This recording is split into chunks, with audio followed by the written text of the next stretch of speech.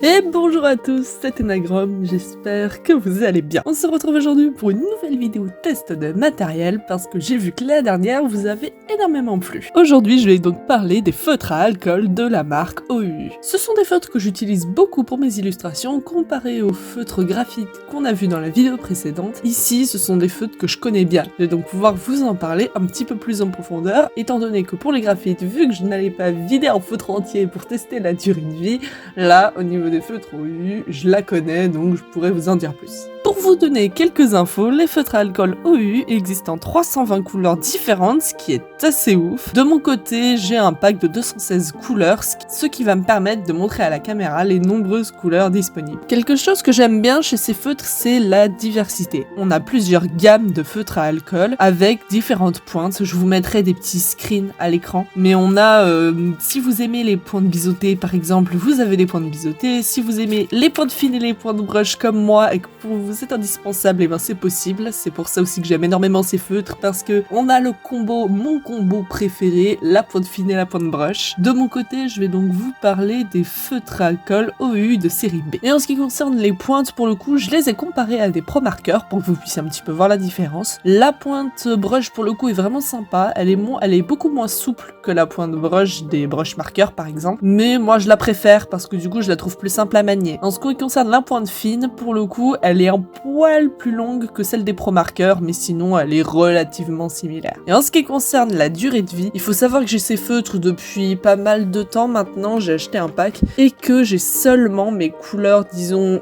que j'utilisais le plus souvent qui m'ont lâché. À l'heure actuelle, c'est un violet surtout, qui est un violet le plus clair qui m'a lâché, ce qui fait que je le remplace par un autre pour l'instant. Mais globalement, leur durée de vie est très correcte. Pour le coup, c'est pas quelque chose qui m'a choqué. Maintenant, on va comparer quelque chose de très important, la similarité des couleurs par rapport aux bouchons. Et comme beaucoup de marques, malheureusement, c'est pas parfait, hein. Comme vous pouvez voir sur les deux feutres là que j'ai utilisés, le nuancier là aussi est vraiment utile et je vous conseille vraiment de vous faire un nuancier. De mon côté, c'est vraiment indispensable parce que même si elles sont relativement similaires, il y en a beaucoup qui sont un petit peu à désirer, mais ça c'est quelque chose qu'on voit beaucoup chez beaucoup de marques. Vous pouvez voir que j'ai essayé quelques petits dégradés pour vous montrer un petit peu le résultat. Franchement, ça rend bien et la quantité de couleurs disponibles aide aussi pas mal. Les feutres, je les ai également reçus dans une petite trousse comme ceci, vous avez pu le voir également sur la miniature, et c'est vraiment sympa parce que ça me permet de les transporter beaucoup plus facilement. Et j'ai également reçu d'ailleurs cette petite feuille plastique qui est utile en fait. Vous devez savoir que les feutres à alcool, si vous l'utilisez, peu importe le papier en général, surtout si vous faites énormément de dégradés, il est possible que les feutres à alcool traversent votre papier et même aillent toucher la feuille d'en dessous. Si vous l'utilisez sur des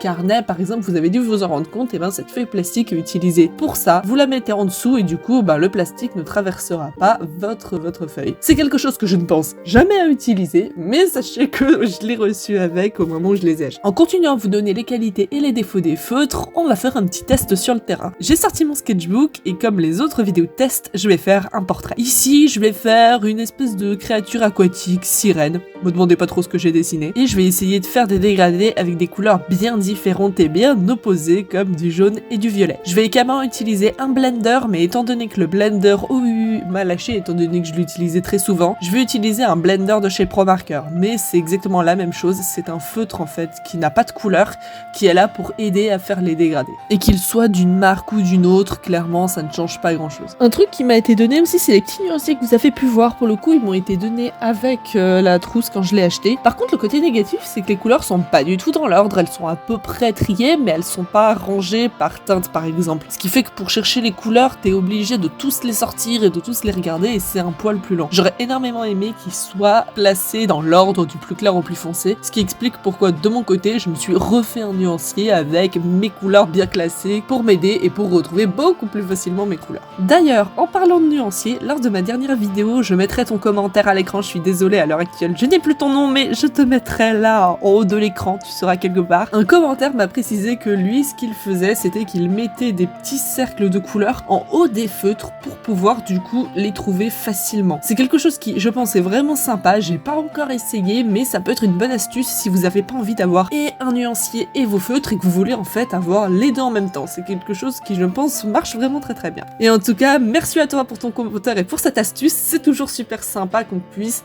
entre nous se passer des techniques. Au niveau du prix de ces feutres, ils sont achetables à l'unité. Les feutres coûtent donc environ 3 € si je ne compte pas les frais de port, ce qui est à peu près le prix d'un Pro Marker en France, donc ça va. Le prix c'est je dirais un prix classique pour feutres à alcool, même si, vu que ce sont des feutres à alcool, ce n'est pas gratuit non plus. À mon sens, l'un des défauts de la marque, c'est que la gamme que j'utilise, donc les Honolulu B, eh bien, ils ne sont pas disponibles en achat à l'unité. À l'heure actuelle, j'ai acheté un pack et pour certaines couleurs qui m'ont lâché, si je veux racheter exactement le même feutre, eh bien, je dois me racheter tout un pack complet. Pour ceux qui utilisent des pointes biseautées et des pointes brush, ainsi que des pointes biseautées et des pointes fines, ils sont disponibles au réachat à l'unité. Ce qui, du coup, pour la version que j'utilise, n'est pas encore le cas. Ce qui est dommage. Donc j'espère que rapidement, ils mettront en série, du coup, les Honolulu B, histoire que je puisse recharger et remettre à jour mes feutres. D'ailleurs, en parlant de recharger, j'ai remarqué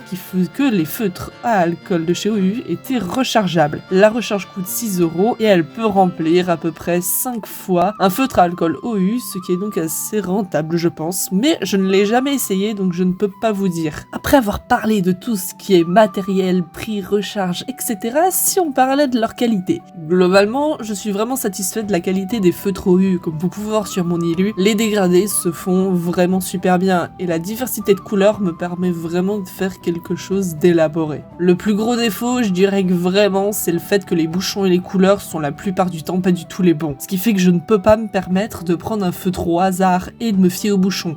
Ça, clairement, c'est quelque chose de pas possible, surtout si je veux une couleur précise. Il me faut absolument mon nuancier. Et au niveau des couleurs, il y a énormément de choix, ça c'est vraiment sympa. Il y a énormément de teintes de violet et ça, merci, parce que si je prends des marques comme Pro Marker où on a à peu près 6 teintes de violet et après on n'a plus rien. Là, moi qui aime beaucoup avoir des personnages de fantasy aux peaux violettes, je peux et c'est vraiment cool. Je suis par contre moins fan des jaunes, je trouve qu'il y a certaines teintes de jaune que je retrouve chez d'autres marques qui manquent. Et ils ont également quelques teintes foncées, c'est vraiment chouette parce que ils ont fait une gamme de couleurs pastel, mais dans leur gamme principale, on a des couleurs foncées. Ça c'est quelque chose qui est chouette parce que chez beaucoup de marques, on a ce souci en fait. Enfin moi, je sais qu'à titre personnel, j'aime les couleurs sombres, j'aime faire de bons contrastes. Et pour certaines gammes comme le marron par exemple, chez d'autres marques, c'est pas forcément, on n'a pas forcément de couleurs très foncées. Or là, c'est le cas pour la plupart des couleurs que j'ai. Donc ça aussi, c'est quelque chose que j'apprécie. J'ai un violet bien foncé pour pouvoir faire des ombres. Un truc que j'ignore par contre, c'est la durée des mines dans le temps. À l'heure actuelle, mes feutres qui m'ont lâché, leur mine est correcte, mais elle s'est un petit peu abîmée, ce qui est normal à force de les utiliser. Je parle surtout de la pointe brush. Mais je ne sais pas si au bout par exemple de 5 utilisations, si on fait 5 recharges, je ne sais pas si la mine sera assez en état ou s'il faudra en racheter. C'est quelque chose qui est possible, on peut racheter des mines de feutre à alcool OU. De mon côté, pour l'instant, sachez en tout cas que si vous les utilisez et que vous les videz entièrement, la mine ne sera pas trop abîmée. Si je compare là aussi à Pro Marker, les pointes fines ont tendance à se tasser. Ici avec les OU, c'est moins le cas. Ça se passe, c'est quand même présent, mais beaucoup moins. Je pense que là, si par exemple je devais recharger mon feutre, je n'aurais pas besoin de racheter de mine, ça irait. Mais est-ce que ce serait le cas au bout de 5 utilisations? Franchement, je suis pas sûre. Pour conclure, je vous dirais que je vous recommande vraiment ces feutres. Ils ont une énorme diversité de couleurs et la qualité de l'encre est vraiment super. Parmi les défauts, il y a le fait qu'on ne peut pas les acheter en magasin, ça s'achète uniquement sur internet, et que si vous aimez comme moi les pointes fines et les pointes brush, pour les acheter individuellement, il va encore falloir attendre un petit peu. Néanmoins, c'est vraiment des feutres qui sont super sympas, et si vous ne savez pas trop par où commencer, et si vous voulez avoir des feutres d'un petit peu meilleure qualité, si vous avez commencé par des feutres de chez Action par exemple, eh bien je vous recommande vraiment les feutres OU qui sont vraiment chouettes. Je les utilise personnellement dans la plupart de mes illustrations, et les couleurs rendent super bien. Je vous laisse avec la fin du speed draw de mon petit portrait, et avec le reveal du dessin final. Bonne journée à tous! À bientôt.